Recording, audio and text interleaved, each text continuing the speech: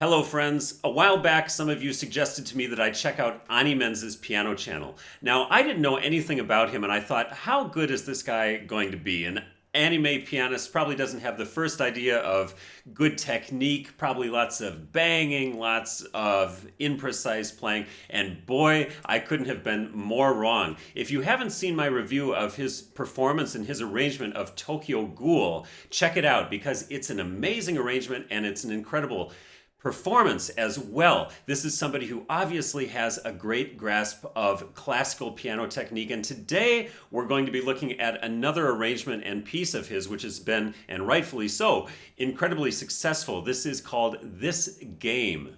And this piece also displays that sort of driving energy and that incredible virtuosic arrangement that we saw in Tokyo Ghoul as well. So it's pretty cool to check out and to learn from what he's doing as a pianist, because I think he does so much intuitively really well. Let's just jump right in and see what Animenz does with this arrangement of This Game.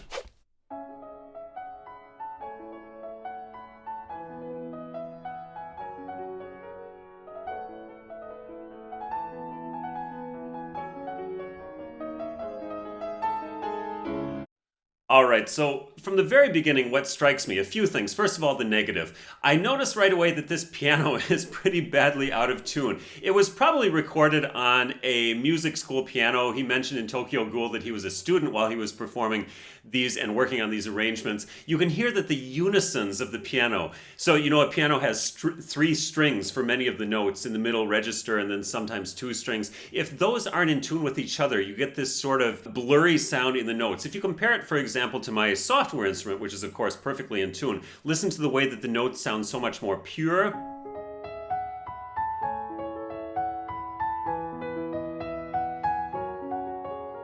But aside from that, what I really love about his playing is that he has this wonderful rhythmic energy and precision. So the music is always extremely in tempo. It's moving forward, but it's never rushing. And this is a fine line to balance, and he does it so well. What I also really like is the way that he emphasizes the melody. The right hand and the left hand is a bit in the background. So much of these things that are central to classical piano technique, he really does intuitively well. And so it's very apparent to me that he has some excellent classical training. Let's keep going.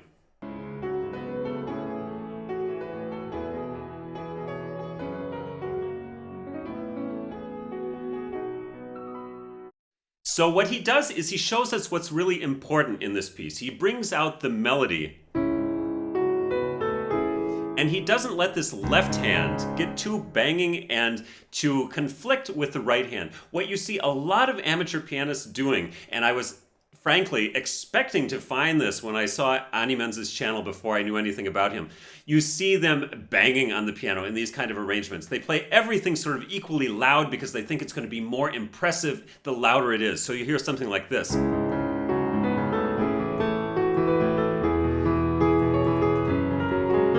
That doesn't sound very good. Compare that to what Animenz does, something like this.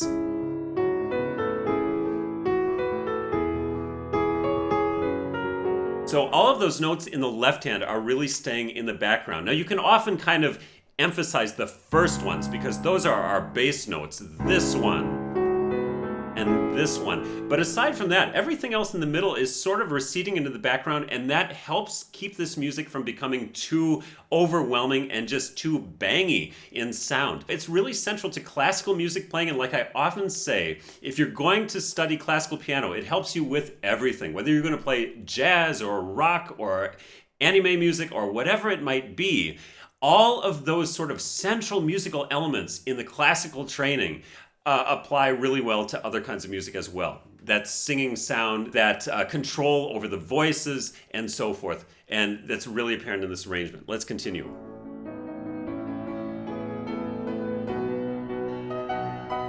Such a driving energy there, really great. What I think I might do in this passage here, instead of playing it with pedal, which in my opinion makes it a little bit less energetic, I would probably completely eliminate the pedal there and do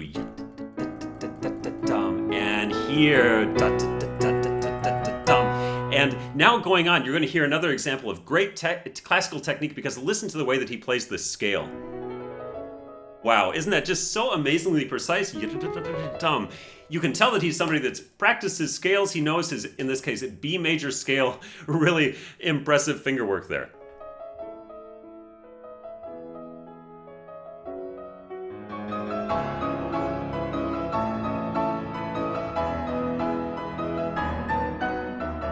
A couple things that I really love in this section right here. First of all, again, we have a ton of notes. He does a great job of making this very virtuosic, right, with all this stuff. But he doesn't let the notes in the middle, in the left hand here, overpower that right hand. And even within the right hand, he's voicing those chords to the top. So we hear more of the top notes of those chords on all of this stuff. Now, by the way, if you know a little bit about music theory, you're going to realize that this piece is not really that difficult to play. It sounds really impressive, and it is. I mean, don't get me wrong. It takes some effort to learn this piece. But if you know a little bit about chords and theory, this is going to be so much simpler. When I'm playing this piece, of course, I've played for years, so it's very intuitive to me. But when I see like something like this, I'm just thinking C sharp minor and A major, or actually he plays A over E major over A here, but very normal chords, and E major, and all of these, like a B major chord there, they're all absolutely very, very standard chords. And the more that you can be thinking about those chords while you're playing, the easier this is going to be when you're playing it. Now, another thing that I absolutely love about his playing, he gives us space in between the notes. So for example, when he plays, he doesn't do what a lot of amateurs tend to do and just plop the pedal down on all this, which makes it start to sound really heavy. He gives us these moments of mini rests in between the notes so that the music has just a little space to breathe, and it gives it even more energy. So the difference between doing this, where I don't lift the pedal at all, compared to this, that has so much more energy to it. These little mini lifts, da da ba da da da dum. Like I said, a lot of people will just plop the pedal down and then it just becomes too much. Now, what he does here, he plays these notes and then listen to the way that these ones afterwards are all sort of in the background. He doesn't let the right hand conflict with this main melody, which is da dum bum ba da da dum, and then we get all this stuff over the top, and then again emphasizing. He really obviously understands the sort of the hierarchy of which notes are important and which notes are less important. Let's keep going. Hear those mini rests? Really great. Da da dum. That is so crucial right here. It's so crucial. It really makes the piece da da ba da da da dum da da dum da da da da da da. If you put the pedal down through all of that, it's really going to make this much less effective. Continuing on.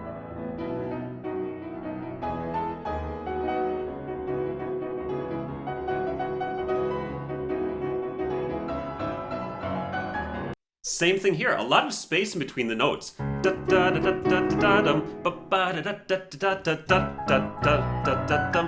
All of the space in the left hand, instead of just doing, like I said, you're going to hear a lot of amateur performers do this. Doesn't have any energy, right? This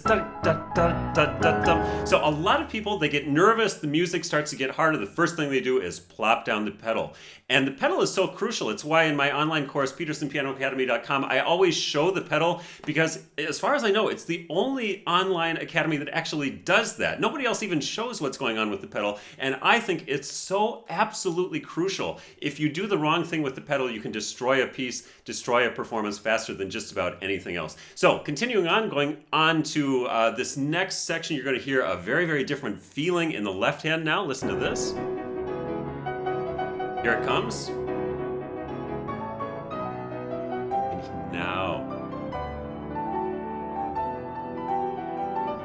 All of these arpeggios in the left hand, and he does such a great job of performing those really precisely, but keeping all of this in the left hand much softer than the right hand so it doesn't become too overwhelming. What I would really encourage you to do if you're playing this piece, and he does a bit of it, although I think it could be maybe even a bit more, when you suddenly get to this crazy harmonic change here. So we're in the world of four sharps here, E major through all of this, and then we get this huge surprise suddenly. Whoa, oh, C major chord. He writes this in 1 sharp. We have a brand new key signature here, and I would love to hear even more of a contrast. You know, I heard the great bassist Victor Wooten once say that if he was playing in a club and people weren't listening, what he would love to do is just suddenly drop the dynamic way back down, because suddenly people said, oh wow, that really got my attention. And that is going to serve you really well in this anime music. If you're not careful, you just start to bang, you start to play loud notes, the audience is just going to sort of turn off after a couple minutes. They're going to say, okay, that guy's, yeah, he's trying to be really impressive. But if you find these places in the piece where you can suddenly drop back down in dynamic, like here, do it at a place where there's a big harmonic surprise. Do it at a place where it comes very unexpectedly. Suddenly the audience is going to sit up and listen and say, wow, or think, what's going on here? And this is a great place where we suddenly get to this C major chord, drop the dynamic back down, new world, new feeling in the left hand, and he does a very good job with that. I think that's something that a person can really play up. And take a look at this next section. The amount of rhythmic drive and energy here is incredible.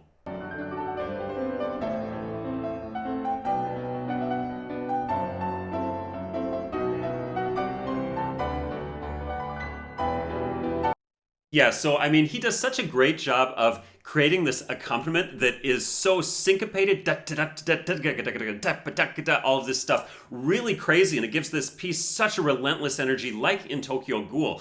But at the same time, you can hear that he has the ability and the skills and the know-how of a top-level classical pianist to know how to keep this music from getting too heavy, and that's incredibly important. I'm going to give you an example of this, and I'm going to play slowly so I have time to explain exactly what he does. When you have something like this section here, what he does is he plays these notes strongly, particularly on the top, emphasizing the melody, and all of this stuff that's not melody in the middle, although it's really rhythmically precise, is much lower in dynamic. And then we get the top notes again, and then you can really lay into the bass, which he does down here. This can be plenty powerful, no problem there, but all of this in between can't conflict with the top notes. And then top notes, the melody again, and here, and everything in the middle, soft, and melody again.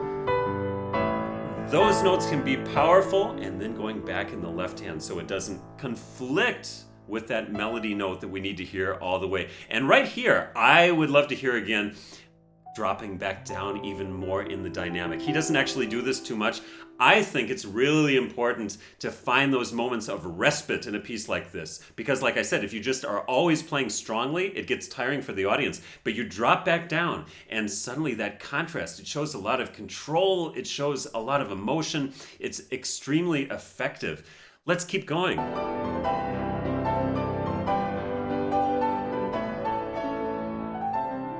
Right here, that's where I think he could drop back.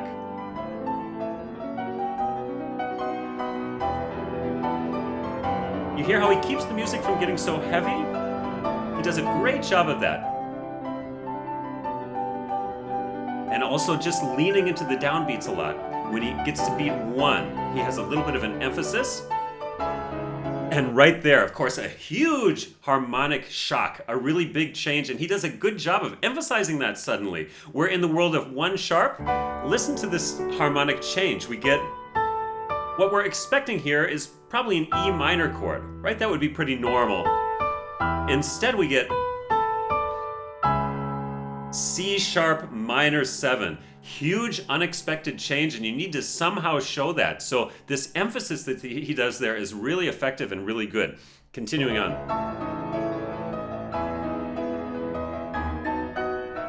You hear again the space, da da da da dum, and the way that he really leans into the syncopations, dum bum bum bum bum bum bum bum bum. That kind of emphasis on those notes really helps to give this music its rhythmic energy. And like what I said at the beginning, you have to be really careful with music like this that you don't let it rush. You have to almost hold it back a little bit. Keep the energy going forward, but don't let it get out of hand, because that just destroys everything. It needs that precision in order to be effective.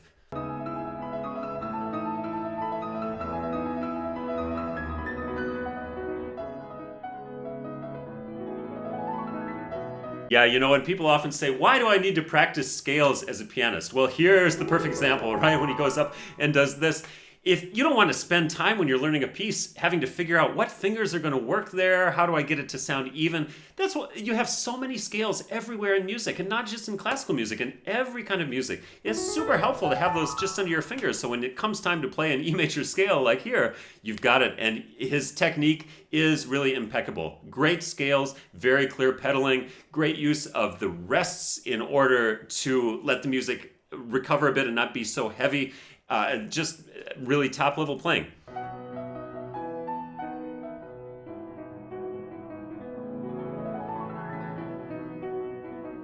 Now here I think he could actually use a little bit less pedal. If you play this with lots of pedal, it doesn't have the same kind of energy that it has if you do. And I would love to hear that just a little bit drier. To me it's a bit more exciting, but he still plays it really, really, really well. And I love the way he brings out the left hand here on this. You know, it's not so easy to do, but this, being sure that these notes in the thumb here are louder, because that's the melody we want to hear. And this up on the top, he keeps in the background. I think it's really nice.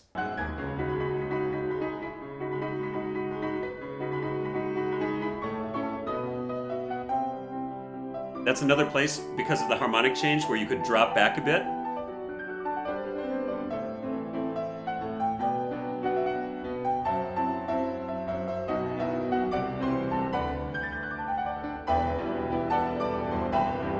And he's able to get such power out of the piano. It looks like he has a really healthy technique. His hands look like they're in a relaxed position, right? And nice curved fingers. And again here, he really lets that melody soar on the top without letting everything else in the left hand get overpoweringly strong.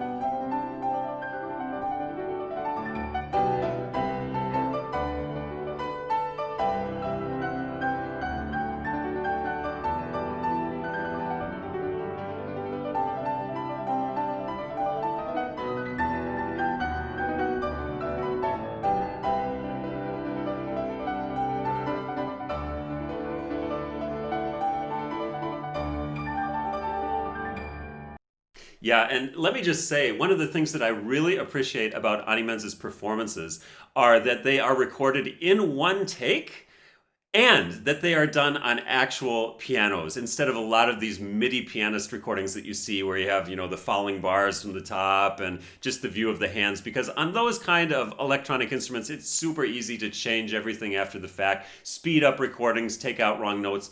This is on an acoustic piano. It's almost impossible to do that, or at least a lot more difficult. And you can tell that this is all recorded in one take. So that makes it all the more impressive. And you know, he does these really cool hemiola effects here in the right hand, where we get this. So even though we're in a 4/4 meter, we have the emphasis of every third 16th note, and that gives that this super driving, really cool quality. You hear how the rhythm here gets kind of hard to understand and really just pulls us along. So great job with the arrangement as well.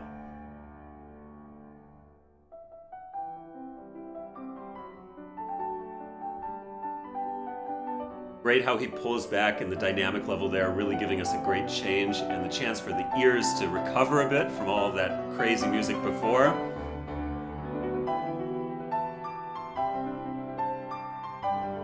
And this is just another classic example of great piano technique. The way he shows us this melody here, and then all of this. What you'll hear lesser pianists do is go da da da da da da da. Everything will be loud, and with him, he shows us the melody, and that's all we need to be listening to until we get to the next melody note here, right?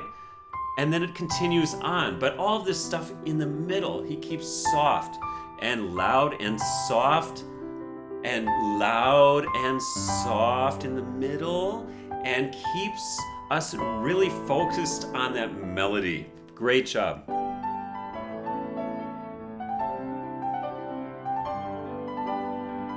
Also, this really great sense of hierarchy in the phrases. So when he has a phrase like yada ta da da dum, he plays it less strong than yada tum ba da dum. So he's thinking long term about the shaping of those phrases, and I have the sense that he just does so much of this naturally, intuitively, the way it is when you play a lot of classical music and have that kind of training.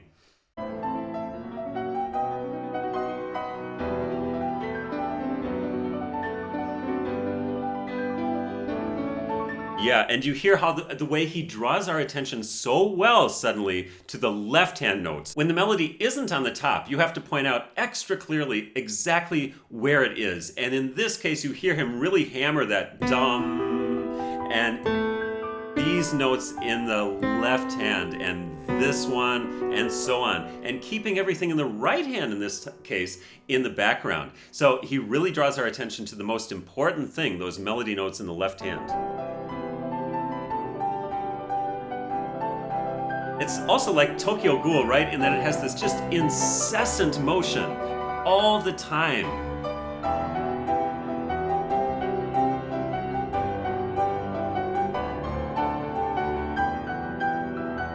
He's emphasizing the top notes of those chords.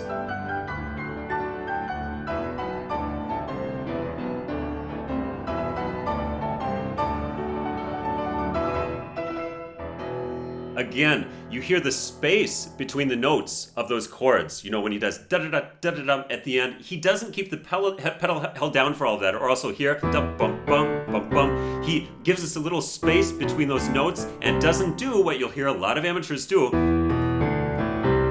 You know, this is way too heavy. It gets way too heavy too fast. Bum, bum, bum, bum, bum. Has so much more energy. So I'm really impressed with the way that he handles this piece from an interpretive point of view.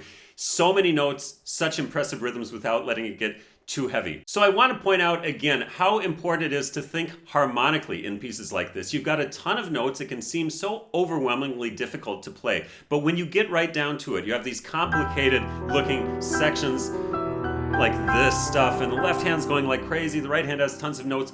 You start to look at it and you realize these are just normal chords. I have an E minor chord, and then a C major chord, and a G major chord. And the more you learn about music theory, the more second nature this is going to be, and make it possible to just practically almost sight read pieces like this, to be frank, because the harmonic language is actually pretty simple. So back to Animenz, I am just so impressed with his attention to voicing, thinking about which notes need to be brought out, which ones need to stay in the background. This is something that a lot of amateurs don't even think about, especially when you have so many notes going on.